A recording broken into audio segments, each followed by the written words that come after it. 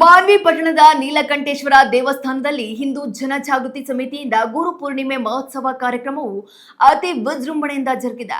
ಕಾರ್ಯಕ್ರಮವನ್ನ ಉದ್ಘಾಟಿಸಿ ಮಾತನಾಡಿದ ಡಾಕ್ಟರ್ ರೂಪಾ ಫಡ್ನವೀಸ್, ಗುರುಗಳು ನಮಗೆ ನೀಡಿದ ಮಾರ್ಗದರ್ಶನ ಮತ್ತು ರಕ್ಷೆಯನ್ನ ಎಂದಿಗೂ ಮರೆಯಬಾರದು ಎಂದಿದ್ದಾರೆ. ಅಲ್ಲದೆ ಇಂದಿನ ದಿನಗಳಲ್ಲಿ ಕುಟುಂಬದ ಹಿರಿಯರು ಮಕ್ಕಳಿಗೆ ಮನೆಯಲ್ಲೇ ಉತ್ತಮ ಸಂಸ್ಕಾರವನ್ನ ಕಲಿಸಬೇಕು. ಆಗ ಮಾತ್ರ ಮಕ್ಕಳು ಕಷ್ಟದ ಪರಿಸ್ಥಿತಿಯಲ್ಲೂ ಧೈರ್ಯದಿಂದ ಹೆಜ್ಜೆ ಇಡಲು ಸಾಧ್ಯ ಎಂದು ಕಿವಿಮಾತನ್ನ ಹೇಳಿದ್ದಾರೆ.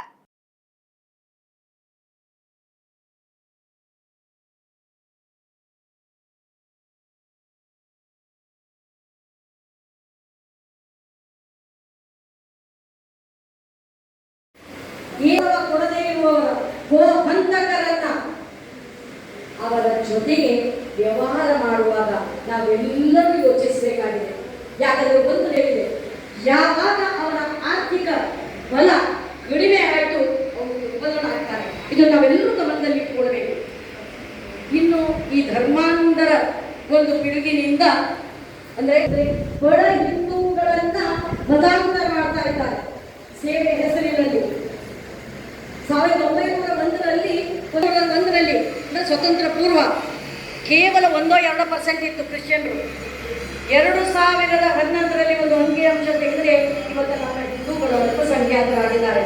ಕೇವಲ ಅಷ್ಟೇ ಏನು, ಭಾರತದ ನಮ್ಮ ಸಾಂಪ್ರದಾಯಿಕ ಉಡುಗೆ ತೊಡುಗೆಗಳೆಲ್ಲ ಹೊರಟಿದೆ. ಇನ್ನು ಶಾಸ್ತ್ರೋಕ್ತಗಳ ಒಂದು ಪಂಚಾಂಗ ಮತ್ತು ತಿಥಿ ಗಣನೆ ಕಾಲಗಣನೆಯನ್ನು ಓದೋದು ಅಂತಾರೆ. ಯಾರಿಗೂ ಬರೋದಿಲ್ಲ, ಶಾಲಾ ಕಾಲೇಜಲ್ಲಂತೂ ಕಲಿಸೋದಿಲ್ಲ. ಯಾರಿಗೆ ಗೊತ್ತು? ಪಾಡ್ಯ, ಬಿದಿಗೆ, ತದಿಗೆ, ಚೌತಿ, ಚೈತ್ರ, ವೈಶಾಖ, ಜ್ಯೇಷ್ಠ, ಆಷಾಢ ಶುದ್ಧ ಹುಣ್ಣಿಮೆ.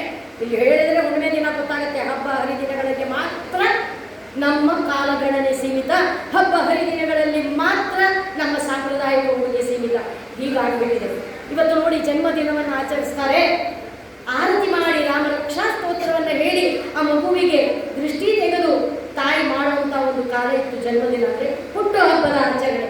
ಇವತ್ತು ಹೇಗೆ ಮೊಹಮ್ಮತಿ ಅದಕ್ಕೆ ತರ್ತಾರೆ, ಮಗುವಿನ ಹೆಸರು ಬರೀತಾರೆ, ಅದರ ಮೇಲೆ ಮೊಹಮ್ಮತಿ ಇಡ್ತಾರೆ, ಅದನ್ನು ಉಡಿಸ್ತಾರೆ, ಸ್ವಲ್ಪ ಊದ್ತಾರೆ, ಅದನ್ನು ಆಹಾರವನ್ನು ಕತ್ತರಿಸುವ ಸಂಪ್ರದಾಯ ನಮ್ಮ ಅಥವಾ ಪದ್ಧತಿ ನಮ್ಮ ಹಿಂದೂ ಧರ್ಮದಲ್ಲ.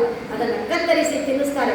ಹೇಗೆ ಕ್ರೈಸ್ತರು ನಮ್ಮ ಒಂದು ಜೀವನದಲ್ಲಿ ಹಾಸು ಹೊಕ್ಕಾಗಿ ಬಂದು ನಮ್ಮನ್ನು ಸ್ಲೋಲಿ ಅಂದರೆ ನಿಧಾನವಾಗಿ ಮತಾಂತರ ಮಾಡ್ತಾ ಇದ್ದಾರೆ. ಇನ್ನು ಇಂಗ್ಲೀಷ್ ವ್ಯಾಮೋಹ, ಇಂಗ್ಲೀಷ್ ಕಲ್ತ್ಬಿಟ್ರೆ ನಾನು ಫಾರ್ವರ್ಡ್ ರೀ ಅಂದರೆ ಎಂತಹ ಒಂದು ಪರಿಸ್ಥಿತಿ ಅಲ್ಲ. ಧರ್ಮ ಶಿಕ್ಷಣವನ್ನು ಕಲಿತು ಇವತ್ತು ವಿದೇಶಿಯರು ಎಷ್ಟೋ ಜನ ನಮ್ಮ ಭಾರತಕ್ಕೆ ಬರ್ತಾ ಇದ್ದಾರೆ.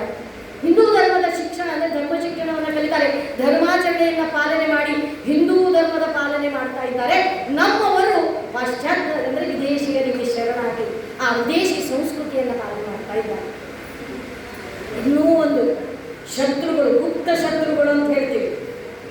ಯಾಕಂದರೆ ಹಿಂದಿನ ಕಾಲದಲ್ಲಿ ಶತ್ರುಗಳಂದರೆ ಕತ್ತಿ, ಕುರಾಡಿ ಎಲ್ಲ ಖಡ್ಗ ಎಲ್ಲ ತಗೊಂಡು ಬಂದು ಈ ಮೊಘಲರ ದಾಳಿ ಹಾಗೇ ಇರ್ತಿತ್ತು. ಎದುರಿಗೆ ಯುದ್ಧವನ್ನು ಮಾಡಿ ನಮ್ಮ ದೇವಸ್ಥಾನಗಳನ್ನು, ನಮ್ಮ ಸಂಸ್ಕೃತಿಯನ್ನು ನಾಶ ಮಾಡಲಿಕ್ಕೆ, ನಮ್ಮ ಧರ್ಮವನ್ನು ಪ್ರಯತ್ನ ಮಾಡಿದರು. ಆದರೆ ಇವತ್ತು ನಮ್ಮ ಹಿತಶತ್ರುಗಳು ಅಥವಾ ನಿಜವಾದ ಶತ್ರುಗಳಂತೆ ಯಾರ ರೀತಿ ಅವರು ನಮ್ಮ ಬೆನ್ನ ಹಿಂದೆ ಬಂದು ಅವರು ಏನು ಮಾಡ್ತಾರೆ, ವೈಚಾರಿಕ ಕ್ರಾಂತಿಯನ್ನು ತರ್ತಾ ಇದ್ದಾರೆ.